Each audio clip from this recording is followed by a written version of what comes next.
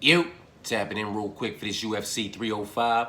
Dricus Du Plessis versus Israel Adesanya in Australia for the middleweight strap.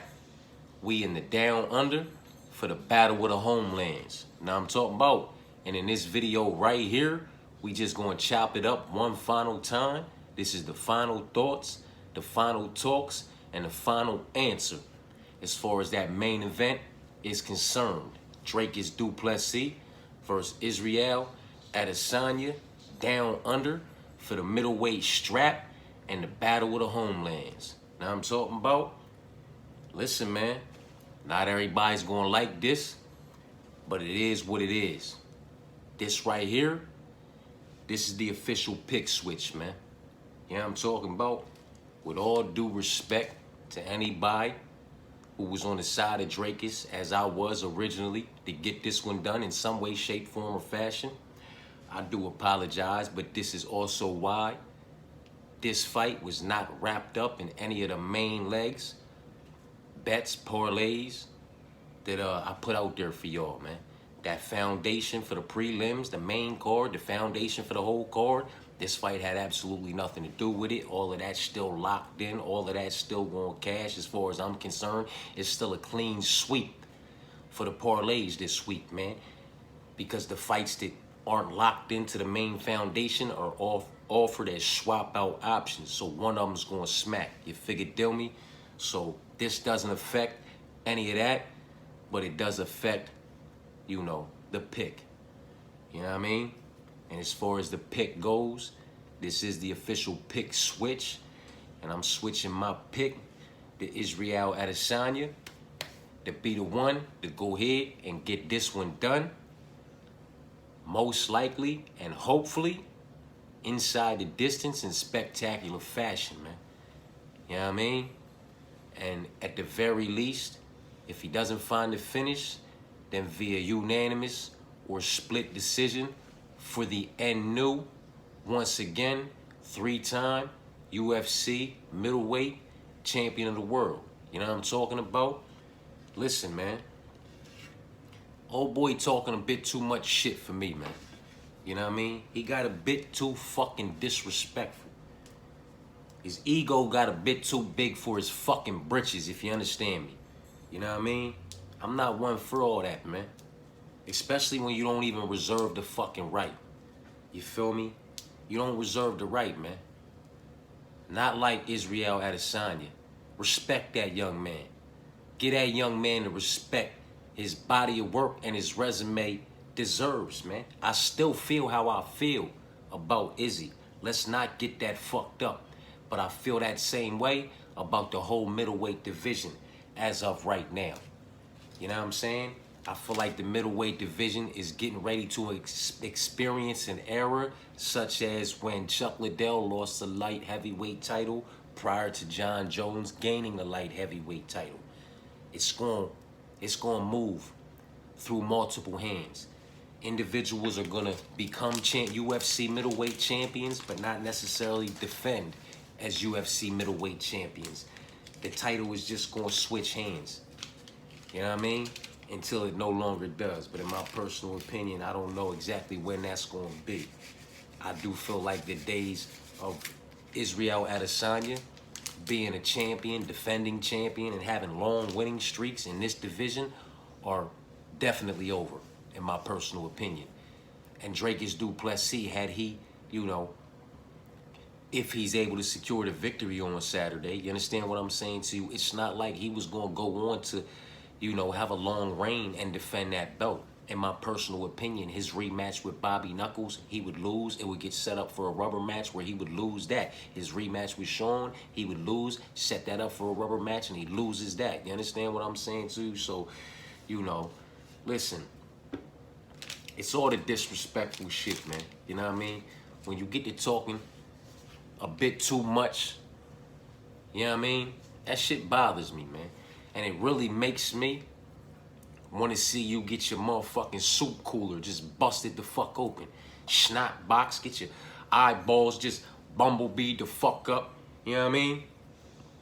It makes me just want to see you get mangled inside that octagon, man.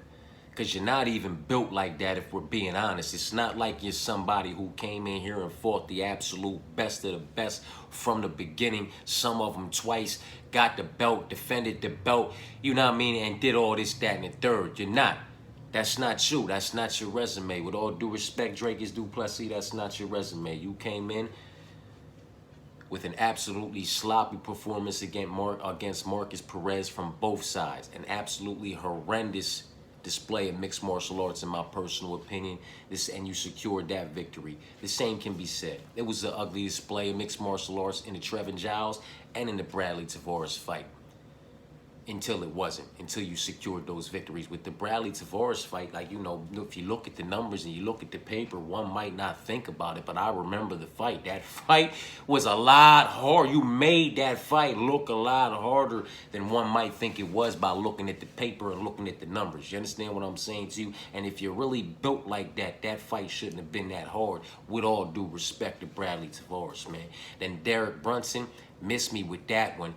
Now that win over Robert Whitaker, Bobby Knuckles, inside the distance, that spectacular finish, that's a feather in your cap. Then you win against Sean Strickland to get you where you're at now. You feel me? Because if you run that back, I don't think you get that one again. And then you run the rubber match, and I think, you know, Sean will just dead that rivalry. And the same can be said about Bobby Knuckles, man. But that's your resume, my guy. You know what I mean? Sloppy performances against Marcus Perez, Trevin Giles, Bradley Tavares, and Derek Brunson. You got to finish over Bobby Knuckles, and you was in against Sean. We're on the other side, man. Outside of his first fight inside the UFC, Izzy was thrown right into the fucking fire, man. Second fight with Marvin Vettori.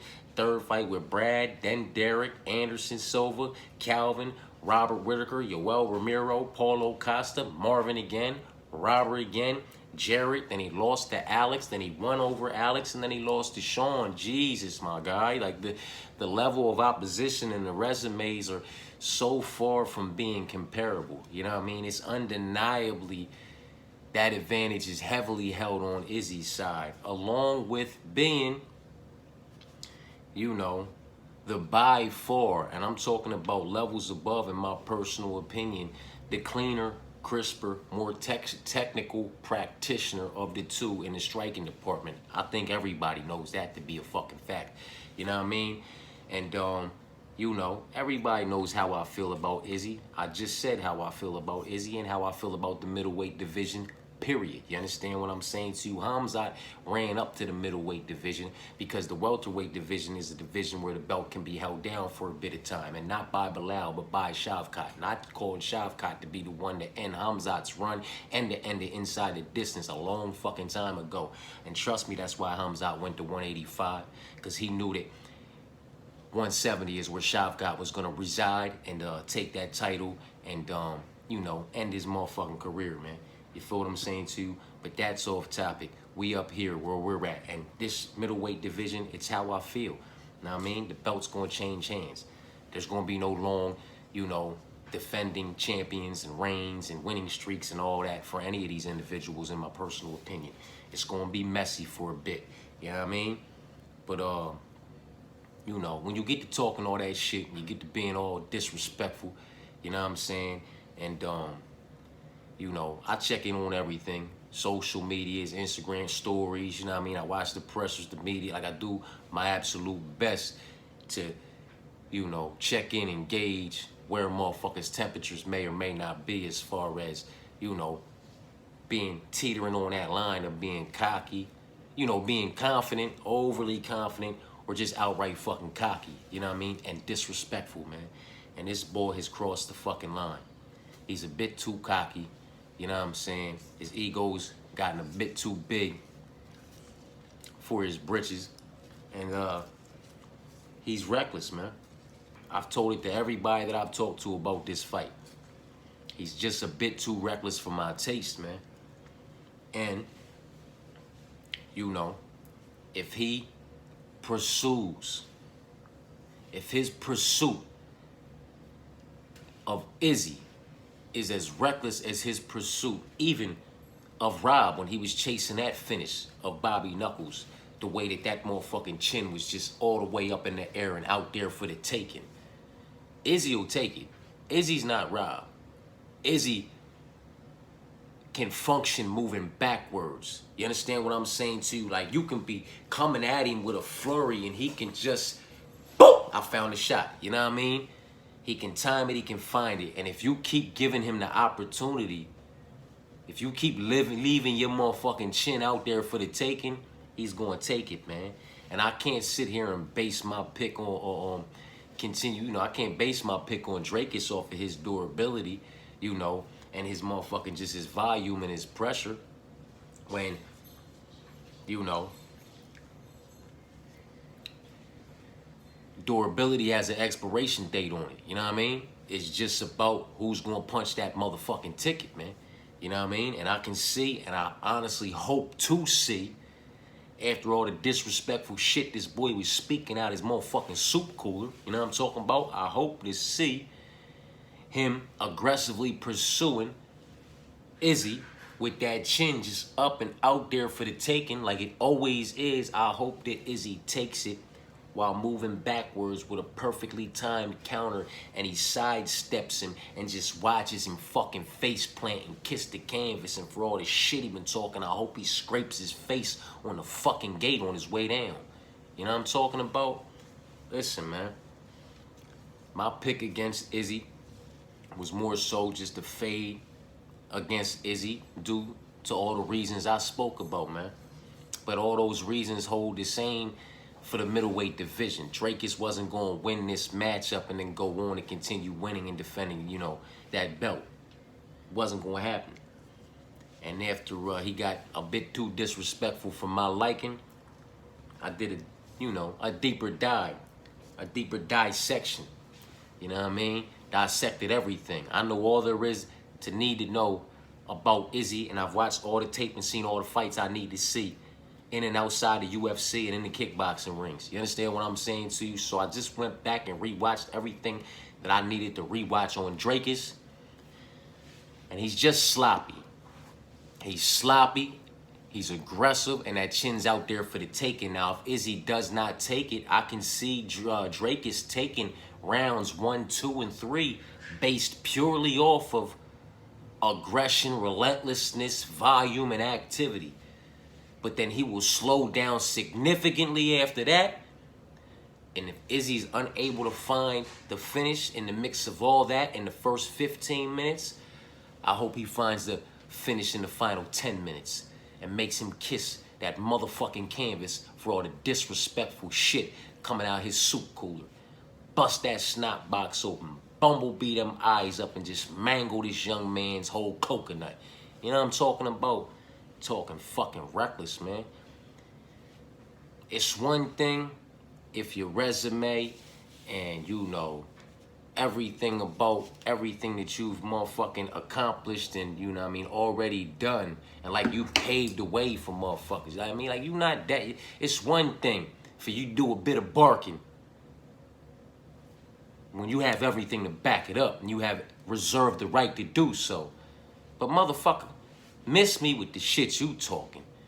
You out there barking like you already fought the best of the best, and some of them twice got the belt and defended the shit multiple times, fitting to defend it again tomorrow night and keep on with your reign. Bro, that ain't you, and you not built like that. And for them facts, I had to go back and just, reiterate some shit up in here, visually see some shit, you know what I mean? And it is what it is, man. I took up enough of your time already. It's the pick switch. You know what I'm talking about? I don't even know how to say old boy's whole government name. You know what I'm talking about? But that's it right there. You know what I mean? UFC 305, man. Down under. Old boy's area. Izzy's area. You know what I mean? Izzy's shit. Because this the little joint for Izzy. You know. We got the motherfucking style bender on the back. You know what I mean? The Dricus joints. I'll let y'all see them here in a little 60-second clip in a few. I'm ready to send them joints out to my folks who wanted them things, man. You know what I mean? But yeah, it's a pick switch. It is what it is. But it's also why it was never locked up in any of the main bets or parlays. You know what I'm talking about? As far as I'm concerned, they're all still clean sweeps, man. Them foundations for the prelims, the main card and the whole card to build off of, and then the swap out options. Nothing changed there. Still highly confident all that shit just secures the bag. It's just this main event, which you already know how I feel about main events and why it wasn't part of the main foundation, the main legs, or the main bets. That's that with that, y'all. Know what I mean? It is what it is. Maybe it fucks up my percentage on my picks. Maybe it doesn't. You know what I mean? But I can't back that motherfucker, man. You know what I mean? Not acting like that. When you're not built like that, you ain't reserved the right to be out here barking like that, I ain't fitting to back you.